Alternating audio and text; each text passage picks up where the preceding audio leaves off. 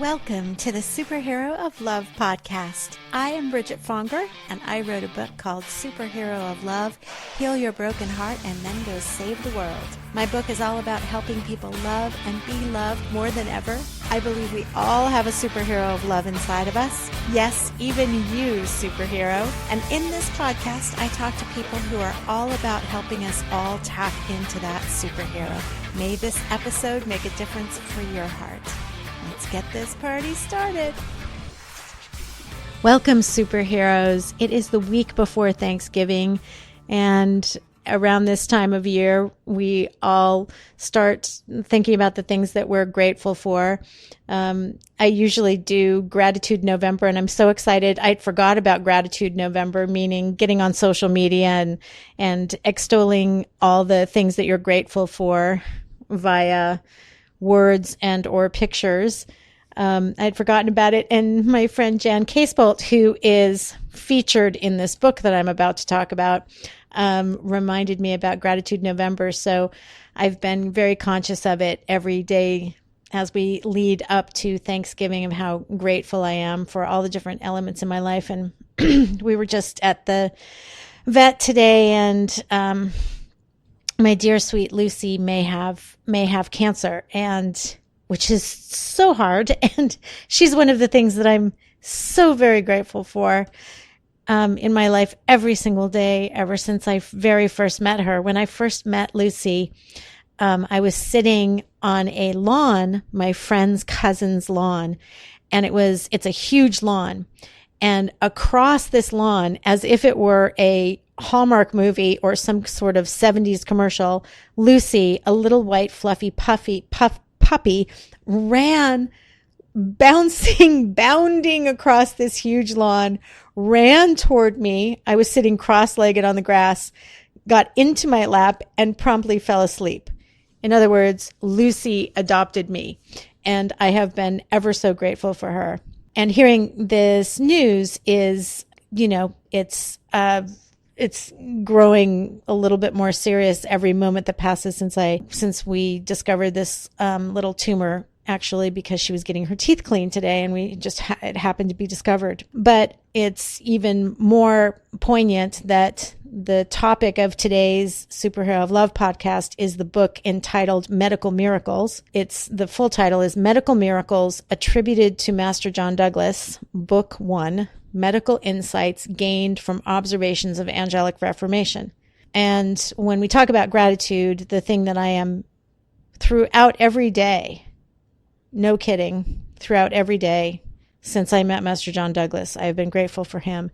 And hands down, he is the most important thing to the element of my superhero of love growth. In other words, Master John Douglas removed more of the subconscious debris that was stopping me from loving and being loved than any other thing in my life. So for that, obviously, I'm extraordinarily grateful. I'm bringing back a podcast from almost exactly 1 year ago, which was an interview with the author of this book, whose title I just said, Richard L. Sarnat, MD. He's a medical doctor, and I interviewed him last year, but his book just came out.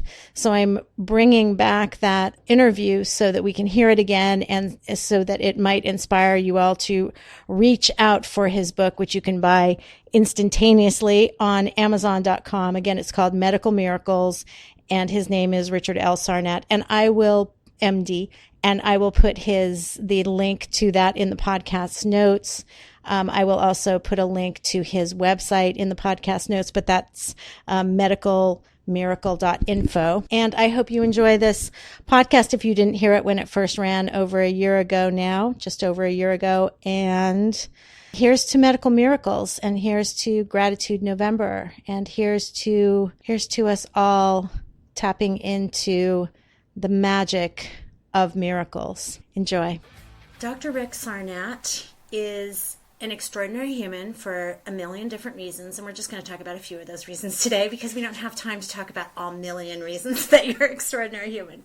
So, longtime meditator, longtime doctor, longtime Tai Chier. How do you say that? Tai Chi. Do you really say Tai Chier? Practitioner of Tai Chi. Practitioner of Tai Chi. And one of the first inspiring things that you ever told me about yourself, besides being a meditator for many decades, because you're now 140, right? Many, many decades. Working on it. Yeah. Is you started a network of doctors who are approaching medicine in a new and different way, in a more holistic way. Is that a good way to say that? Sure. What we did, which is pretty unique in the country, is most people that deal with holistic medicine are renegades. That's why they go into holistic medicine. They have, in a sense, dropped out of the medical system. They typically don't take medical benefits or insurance. They strictly take cash-paying patients. But the problem with that, while it's very useful for some people, is that a huge portion or segment of the population is left out of the equation. Right. So how do you treat those people? For instance, Medicaid people, people that are medically disenfranchised, socially disenfranchised. How do you get them the kind of holistic help they need as a covered benefit? Right. That is what we do, different from pretty much everyone else in the country. Is for over 20 years now. This began in the metropolitan area of the city of Chicago. Anyone who lives in the metropolitan area in the city of Chicago who signs up with the Blue Cross HMO plan can choose us to be their primary care doctors. Oh my God, that's incredible. And what we do for no extra cost is they get all the conventional medical benefits, A to Z, soup to nuts, that everybody else gets, but by doctor referral and assessment, they literally get unlimited chiropractic, unlimited massage therapy, unlimited acupuncture, energy healing, Reiki, you name it, all delivered by licensed healthcare professionals. Now, we literally started this as a research project. Because while this is common sense, that if you front and load prevention, wellness, nutrition, lifestyle choices, theoretically, we all believe, commonsensically, that the costs of surgery, medical devices, pharmaceutical usage, inpatient admissions, ER admissions, etc., will all dissipate and become much less. But while this is common sense, until we actually studied this and published it, there was no proof. So we have now published this twice. We did a 3-year initial publication. We did a 7-year follow-up publication.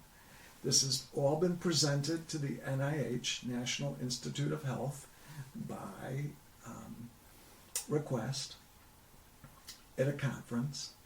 And literally, common sense is right.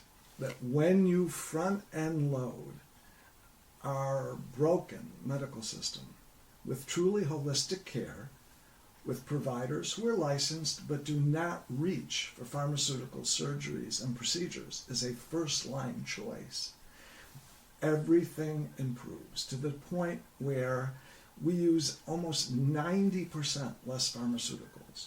We have over 50% less hospital admissions. Oh my God. We have over 50% less ER visits, over 50% less usage of medical devices. This saves, clearly, over 50% of projected medical costs. So it doesn't make, I mean, like my first thought is, oh my God, everybody's going to run and do a million, holistic, chiropractic and acupuncture appointments and stuff like that. But you don't have people abusing the system either, right? You just have people getting well. In other words, when you first say the idea, it sounds like, oh, that's going to be more expensive, but you just listed all those things that you're cutting the cost of, and it doesn't offset what they're taking advantage of either, right? Correct. They're just getting better. They're getting better. Well, there's a number of things. First of all, the use of the complementary alternative medicine modalities still has to be approved by their primary care physician. In this particular model, We have other models, by the way.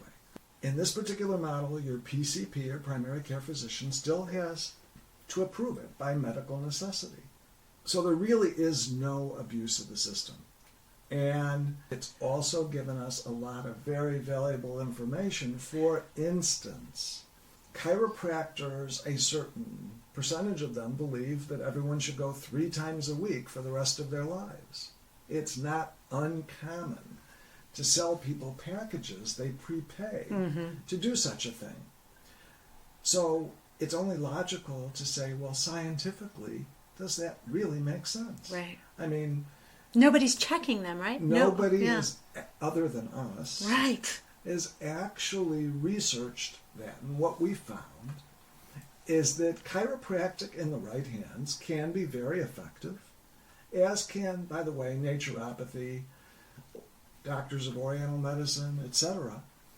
But in chiropractic's case, we found that on average, going twice a month, in other words, 24 visits a year, not 3 times a week, was enough to reap optimal benefits in terms of prevention, wellness, and health. And that is something that was previously unknown before we did, our research and proved this in a large population setting. So what we've really done is take the more fringe elements of complementary alternative medicine and embedded it as a covered benefit for everybody, not just an exclusive cash-paying population, into mainstream medical insurance as a covered benefit. That has not really been done before, and that's a game changer. I mean, this really does and will change the entire paradigm of how medicine is delivered going forward into the future. Okay, we'll talk about the future in a second. I just want to stop and say, the reason that I wanted to interview you for this podcast is a conversation that we had about taking care, how you take care of the patients, not only with these holistic modalities that they may not have had access to otherwise, but that you take, you're taking care of their hearts. I mean, this is a Superhero of Love podcast after all, but the way you talk, for instance, about how you deal with addiction, I would love to have you tell them about how you deal with addiction, because I know, and also give us your stats on that, which is extraordinary. Sure. Well, again, because it's a Superhero of Love podcast. Well, and I also, I think of addiction as a heart issue. It's a... Absolutely. Right? Well, again, everything, as I read through the early chapters of your book, which I love, by the way, you're really dealing with self-healing, self-empowerment, awareness, getting outside one's comfort zone. I always used to joke that growth only takes place outside the comfort zone. Oh, that's good. Yeah. And, self-awareness really is the first step towards all healing, whether it's just making better choices or becoming aware of the intended and unintended consequences of all the choices we make during the day. And so for our people dealing with addiction, and that, by the way, is a whole different product line which my company deals with. We were hired by the state of Florida. We are hired by the state of Rhode Island. We work in various states treating the super high utilizers of healthcare, the people that are failing in the system, the people that are addicted, the people that can't stay out of the ER in the hospitals, the people with chronic pain. And by the way, 20% of all populations have chronic pain. Whoa! We're talking Medicaid, Medicare, and commercial. Wow. And again, that is really an unknown statistic. Yeah. In both the insurance and scientific world right now. We have not published a great deal of our data. We do report it to our clients. We do report it to the various state legislatures who have mandated the type of programs that we run. But just to give you an example, in the last 6 years, for the state of Rhode Island, we have reduced opioid utilization 87%. Oh my God, We Rick. have reduced pharmaceutical usage by over 60%. We have reduced ER admissions by over 60%. But the real kicker is inpatient admissions compared to the cohort group of eligible people with chronic pain who chose not to do the program. We reduced inpatient admissions by over 75%. Wow. And this is in basically a population of homeless people Wow. who are addicts, who, whether all forms of substance abuse. And it's really, life-changing for these people. And that's why we do it. That's the feel-good at the end of the day is I tell my nurses, we all struggle in life to have a meaningful life. And every day, we want to have a meaningful impact on the world.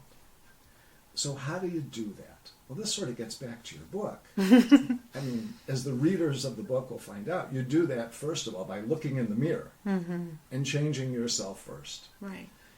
But once you change yourself first, you really change the world one person at a time. And that's what we do in our program. How do you get the addicts to change themselves? How do you get them to look in the mirror even? Well, most people, again, human beings, one of my favorite lines is that we're over-engineered.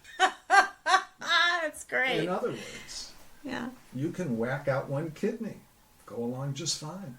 Right. You can whack out half your liver, go along just fine. You can lose 50% of your heart ejection fraction, Wow. go along just fine. So we are remarkably over-engineered. And one of the virtues of that is that inherently people want to get better. Self-preservation is a very strong drive. And part of self-preservation, once the maya or delusion of what we're doing that's not working becomes aware, people really want to get better. So in the strictest sense of the word, I can't make anyone get better until, this goes back to the book, they're ready to get better themselves. There's a spectrum of awareness and ability to change. But if they're fairly far along that spectrum and they're ready to change, they're ready to give up their pharmaceuticals, they're ready to give up the side effects of all the opiates and all the other things that people are doing to help them, it's like a duck to water. Everything we do feels, looks, tastes different than conventional medicine.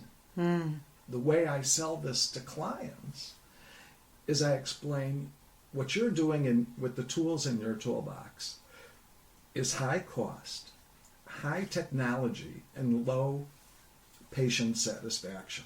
It just doesn't feel good. What we do is the opposite. It's low cost, low tech, a lot of hands-on healing, but it's high patient satisfaction. And you're also, I remember you talking about how you're talking to those patients, like you're actually investigating what's going on inside there. Well, there's a couple reasons for that. Number one, with modern medicine and managed care, most providers have very little time to even spend with the patient. We spend an hour with each modality, whether it's, acupuncture, chiropractic, whatever. They typically are getting an hour of the provider's time. Wow.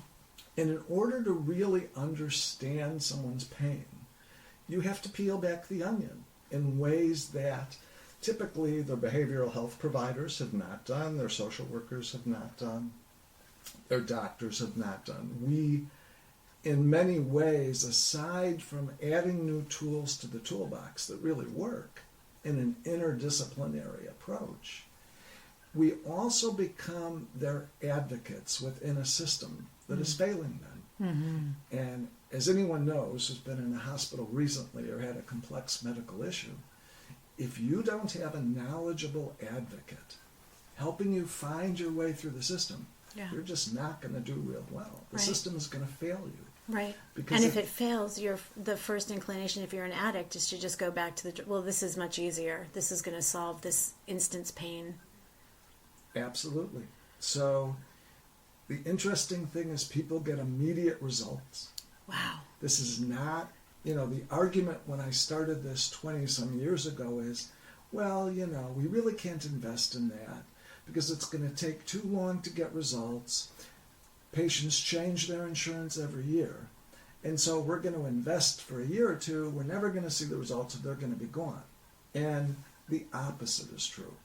People get results within the first 3 months that are rather dramatic. Wow. And they don't want to switch insurance after that, right? Well, I mean, don't you want to no. do your best to? Okay. Yeah, they Sorry. don't. Yeah. No, I mean, we have what we call the stickiness rate. Mm-hmm. That unless members lose their benefits, for whatever reason, financial or otherwise, people want to keep doing this program because, again, mostly we're dealing with chronic problems and mostly we're dealing with chronic pain and or addiction. And it's a lifelong battle. In some patients, we actually cure them, so to speak, and they go back to work and thrive. And other patients, we give them manageable strategies that allow them to accomplish what it is they wish to accomplish in life. But they have to continue those strategies. Otherwise, they could relapse back into the same old behavioral patterns, decision-making, etc. they had before. Can you share with us one of these things that you put in their toolbox? Well, again, the things we put in the toolbox as a covered benefit are things like chiropractic, Mm-hmm. massage therapy, acupuncture, energy medicine, nutritional counseling, even things like conflict resolution. Oh, cool. It's all peeling back the onion, discovering what are the real triggers, just like the triggers for an addict. What are the triggers for both your addiction and your chronic pain? And putting new tools in the toolbox, different than what conventional medicine is offering currently, because unfortunately, scientifically, we know that what they're offering is not working very well. Yeah. And while all this sounds really good, and while patients clearly get better, if it didn't save a whole lot of money, the Right. client, whether it be the state, the ultimate payer of healthcare, wouldn't be interested in it. But the beauty is, it saves a lot of money. I mean, I always joke, if I could save 5% of the multi-trillion-dollar healthcare budget, whoever could do that would be a national hero. Right. We don't save 5%. We save 20%, 25%, 30% per year off the existing baseline. Okay, now, you've been doing this for 20 years. Why is it not in every state? Why? What is going on? That is a great question. Why is it not in every state? There's a number of complex reasons for that. Number one, anytime you disrupt the existing paradigm, it makes people uncomfortable. So there are many reasons why people are invested emotionally, financially, intellectually. Like the pharmaceutical companies. Absolutely. Okay. I mean, look, There's a lot of healthcare money in is 18% or more of the gross domestic product. Wow. That's a huge number, almost double what any other Western industrialized nation spends. And we know, scientifically, we are not getting double the results. In fact, our results are often worse than people spending half as much as us. But anytime you divest the existing people from those revenue streams, it creates disruption. It's easy to disrupt certain industries, Airbnb, Uber, Lyft, etc. They are not highly regulated industries the way healthcare is. Mm-hmm. With healthcare, you're dealing with licensed professionals that are regulated state by state. You're dealing with certification bodies, which are national, federal monies, which are governmentally, given out nationally. It's a very, very complex system to disrupt. Okay, Rhode Island. Isn't Rhode Island incredibly happy with the results? The people that are aware of the results are incredibly happy. Okay. But if you were to interview almost everybody in government, I would guess less than 1% of the elected officials in Rhode Island even know we exist. Why is that? Why do they? And Why has it therein not been? lies Yeah. part of the problem. Like how could these people not be going to dinner with officials and going, guess what? This is the statistic I just heard today. Look at what we're doing. This is... You're right. And many years ago, I used to get very angry about this. Sign of my, one could Evolution. say... Evolution. Right. Some could say senility. I no longer get angry about this. I have come to realize you cannot push the river. Nature will change things in the pace that nature chooses, without sounding a little new agey. You know, world consciousness supports what it supports at any given moment, and I cannot change that. And I mean, I could tell you the many times I've been threatened by people not to be high profile about this. Mm-hmm. I mean, even to the point I was thinking, are you on where the pharmaceutical enemy list? Where the CEOs of major companies Yeah. have told me that if I ever go to the newspapers again, they will pull the contract. So there are scientific biases against what we do. And you know, this is not news. I mean, the editor of the New England Journal of Medicine has been saying for decades that, you know, science is not pure. When you're funding it by people who want a certain result, more times than not, you will get that certain result. Mm-hmm. So there are many, many reasons why, as I said, less than 1% of the elected governmental officials in Rhode Island even know we exist. But we are doing our best to persevere. As an example, I'm in talks with strategic partners on a regular basis, and these are huge national players, some of the largest healthcare companies in the country, who have finally taken notice that, oh my God, this is a huge problem. Mm-hmm. In some sense, the national spotlight on the opioid crisis is the greatest thing that ever happened. Right. Because it's bringing the discussion out into the open. Mm-hmm. The existing providers of solutions are realizing they don't have solutions. And so people are willing to go outside of the box mm-hmm. and look for more innovative solutions with real track records, such as that we have. Mm-hmm. And so my hope is within a 5-year period, this will dramatically grow and, you know, be available nationwide, as you said. But as I've said, I've learned not to get anxious or angry or upset. It took me a very long time because I'm sort of a warrior by nature, and my solution is you see a brick wall, you just smash through it and keep going. Me too, yeah. That doesn't always work to your benefit. Yeah. Let's talk about transcendental meditation, and I'm wondering, is meditation one of the things that you also bring to the patients? I'm curious, and tell us. We do. Okay. We offer, you know, obviously there are many community resources which we plug patients into for meditation, tai chi, yoga, exercise, you know, etc. We don't offer transcendental meditation specifically for our patients just because of the fee structure. Mm-hmm. It's just not available to them. But we do guided meditations with them over the phone. Mm-hmm. Over the phone. Okay, so somebody's in crisis and they call and... Yes. Let's say we have a patient who, you know, has some behavioral health issues, anxiety, whatever. Whether they're on pharmaceuticals or not, it would not be uncommon for one of our nurses to sit on the phone and actually play guided imagery meditations from a variety of sources.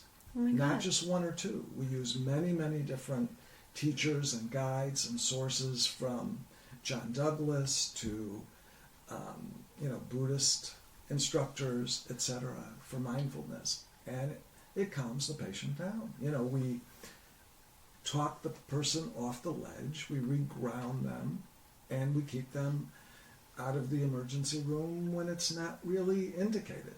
So something as simple as that, once they have a trusting relationship with these nurses who are their care managers, again, our job is to expose them to another universe that they've never entered before, and a universe that has tools that really work.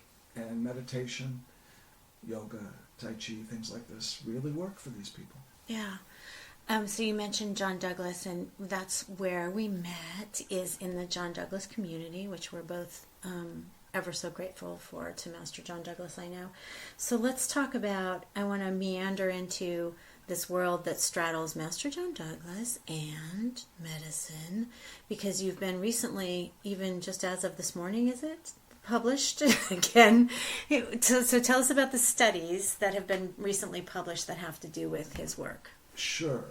Meeting Master John Douglas is one of the high points of my life.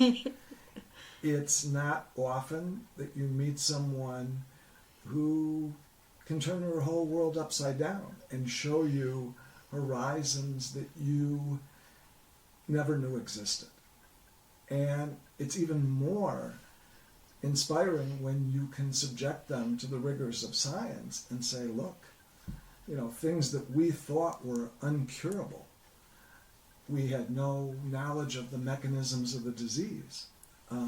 Let's interrupt and just say because for somebody who's just listening to this podcast and they haven't heard me talk about Master John Douglas before. So Master John Douglas is a spiritual leader and healer, and he is very well known for healing incurable diseases such as Lyme, lupus, cancer, etc., HIV, etc., etc. So people often come to Master John, as I did even, for a physical thing to be healed. He heals it miraculously, and then you're not done and gone at that point. You're in, because he then, what you realize is he has so many things to heal in you besides these little teeny tiny.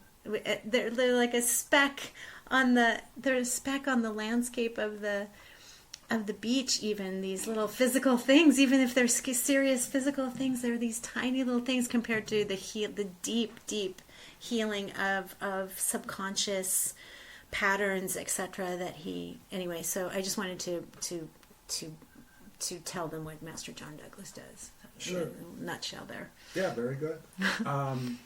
So what I'm doing now is Master John has, been traveling the world and healing people. I believe he says that approximately 50,000 people have received angelic healings through him over the course of his lifetime. So obviously amongst those 50,000 people, we should be able to find some really good scientific case studies to report on, which will have indubitable evidence to support what he's doing. So, as odd as it may sound, and I have to admit that when I first started submitting articles to peer-reviewed journals, and peer-reviewed journals are, considered the gold standard of science. You have other doctors looking at your methodologies, your, conclusions, etc. No one was more surprised than me that they actually got accepted. And so at this point... And this is several times over at this point. Yes. I've now submitted articles to 5 different journals, I believe. 4 of them have been published. And another is in peer review right now, but has already been approved and just awaits the final galleys to be published. And I'm starting slowly. We have already reported miraculous healings without the use of surgery, pharmaceuticals, for things such as sarcoidosis, considered incurable. Parkinson's disease, considered incurable. Fibromyalgia, chronic fatigue, orthopedic problems where the person is all but incapacitated. And within a very short period of time, people become healed. And the beauty of this is that, if jumping over to theology or mysticism for a second, there's been recorded miraculous healings throughout the ages, but these are seen more as random events occurring in someone of extraordinary religious deservability, let's say. In the Catholic Church, and I'm no expert on the Catholic Church, but I've been told that Rick has Jewish heritage. Yes, I actually refer to myself as a Hindu or a Buju most of the time. But in the Catholic Church, I'm told that when you have 2 miraculous healings, that qualifies you for sainthood. Well, what do we say about someone who has 50,000 miraculous healings? And the point is, and what I reference in the scientific publications, is that the reason we're able, and John is able, and people who he has taught, by the way, to duplicate his healings, the reason why there are now, I should mention, about 500 people. When I first met John Douglas, the first question someone asked him in a public seminar is, "Can you teach me to do what you do?" And at that point he said no.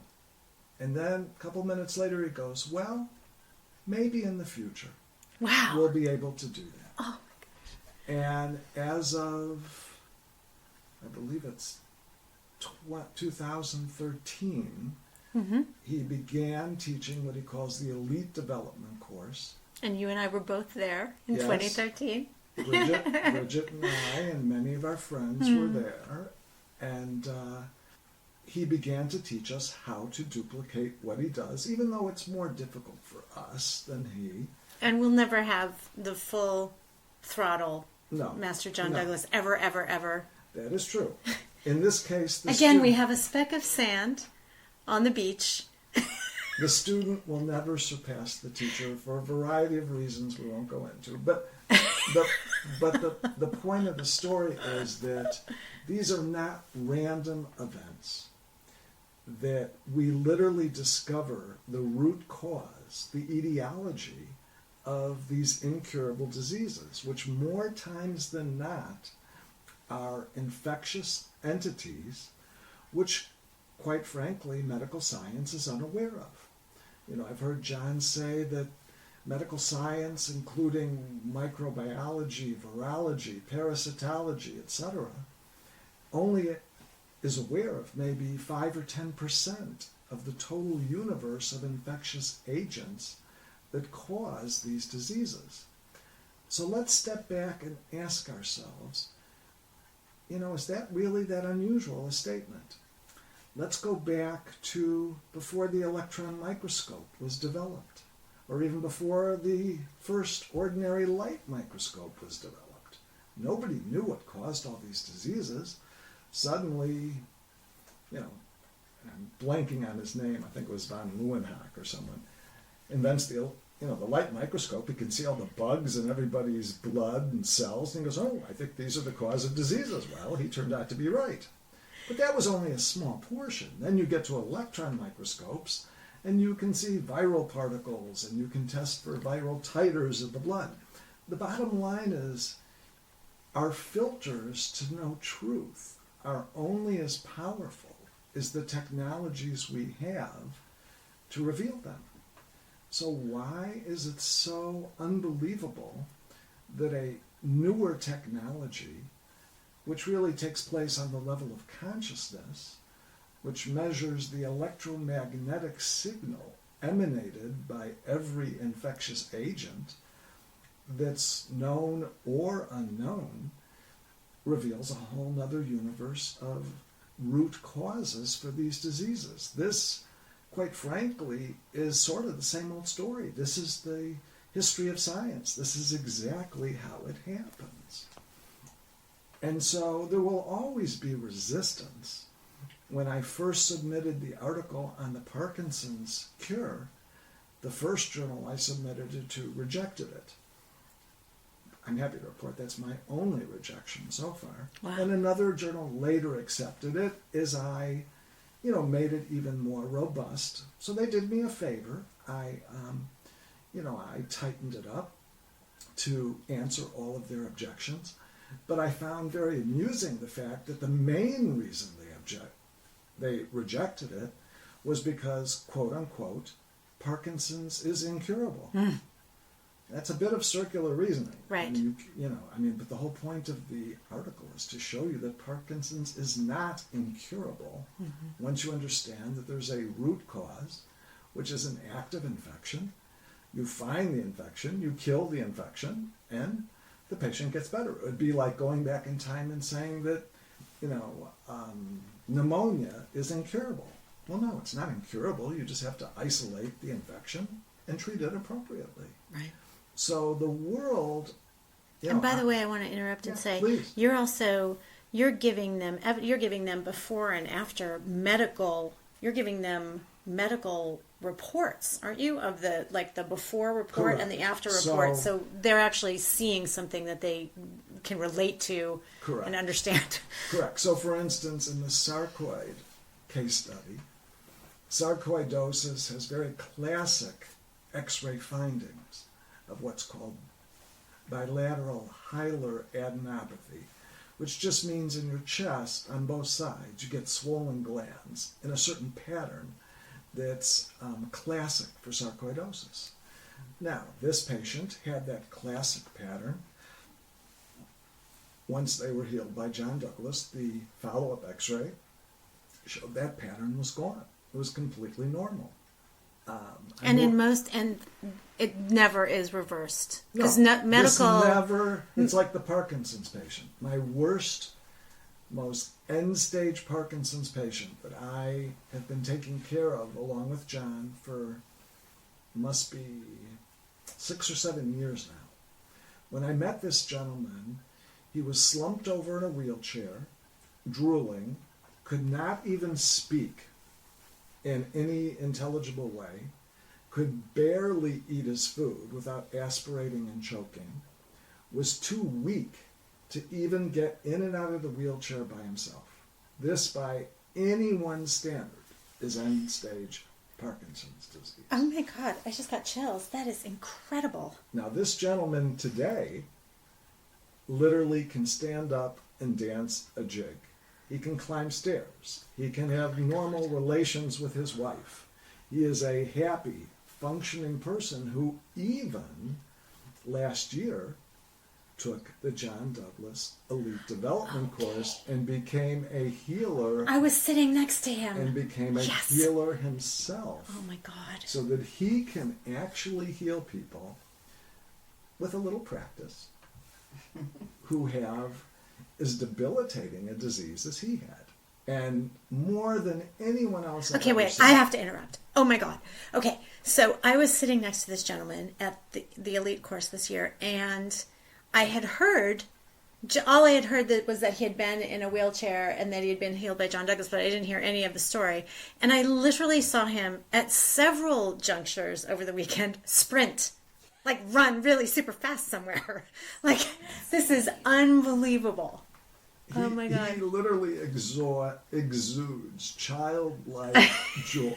Because he has been brought back from the dead. Yeah. I mean, seriously. Yeah. And again, that's not uncommon. I have another lady I haven't published yet, but I'm watching her labs sequentially. She was referred to John Douglas by someone in August. She has chronic leukemia. Her white blood count was in the hundreds of thousands. Her spleen was so huge it was about to burst. Wow. She was told by her doctor that any day now they would do an emergency removal of her spleen. She saw John, and 2 weeks later, her spleen was a normal size, and her blood count, which had been in the hundreds of thousands, white blood cells, reverted to normal. Oh my God. Can you Now- just tell me number-wise what's normal from hundreds of thousands? Is it? It's like 7,000. Oh, okay, okay, and hundreds of thousands Yeah, versus 7,000. it's Okay, I'm a just curious. Huge change. Jeez. So again, these are indubitable markers of miraculous healing. Now, what her future is, I can't say. Will she relapse? I can't say. But from a scientific, not to be cold-hearted, but from a scientific standpoint, that's not the point. The point is, what we saw is not random.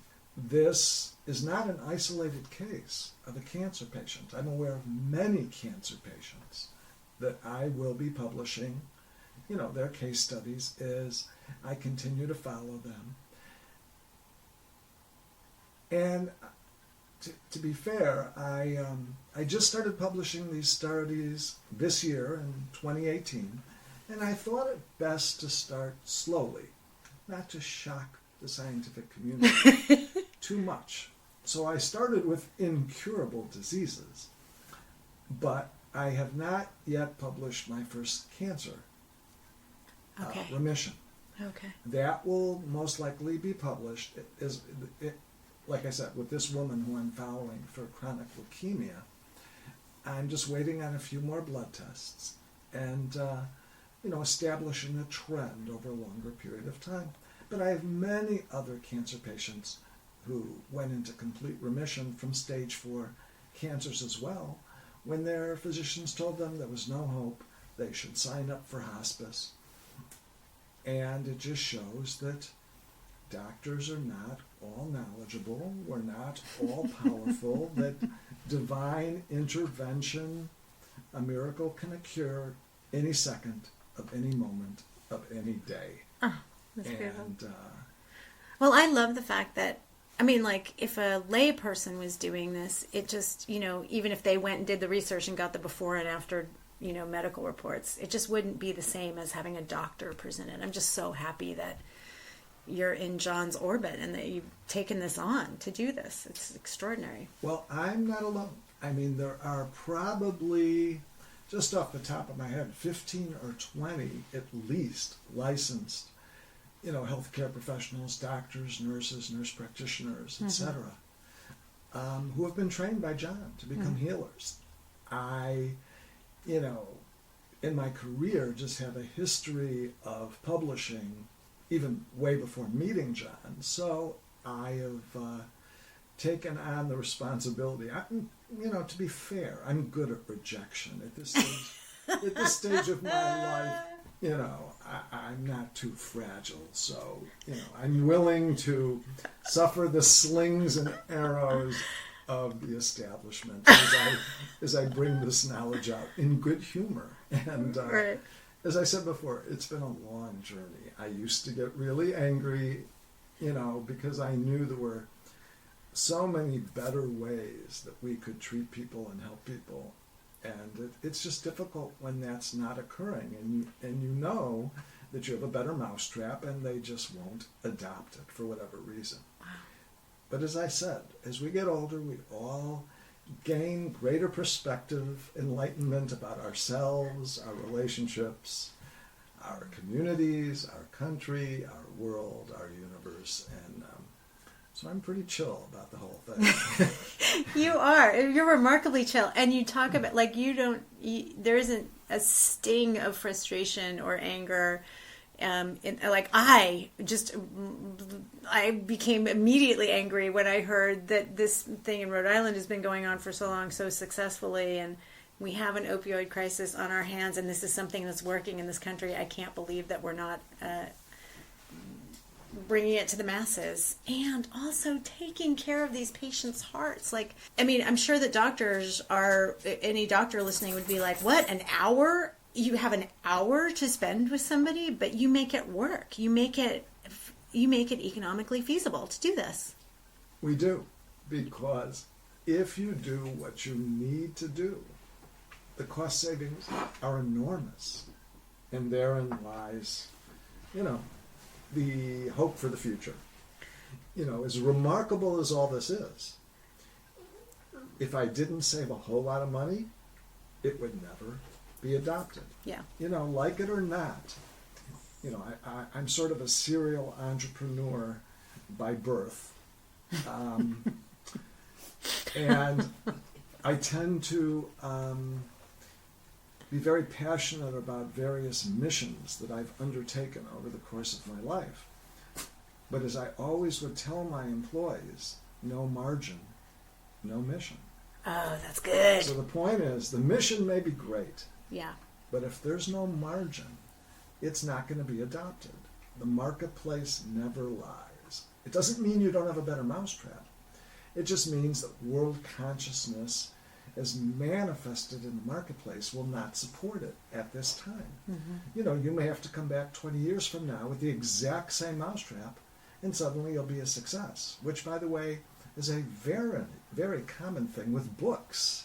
People can release a book under one title 20 years earlier, and it flops, and they come back, change the title, world consciousness has changed, the marketplace is more receptive, and they become, international celebrities. So let's hope that Superhero of Love is striking at the exact right moment, and you won't have to reintroduce it 10 years from now. Oh my God, what a horror. Thank you for ending our beautiful interview on such a horrible note, Rick. Look, I'm not a professional comedian. I never said my time. It was good.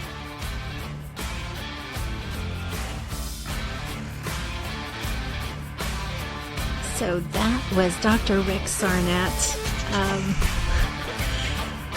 Stay tuned for more from Dr. Rick. I'm sure we'll hear many more magical stories born of his documenting the miracles that are occurring in the Master John Douglas world. If you want to check out Master John Douglas, go to masterangels.org. Thank you, Rick, for coming today and blessing us with your presence and getting me all depressed. Just kidding.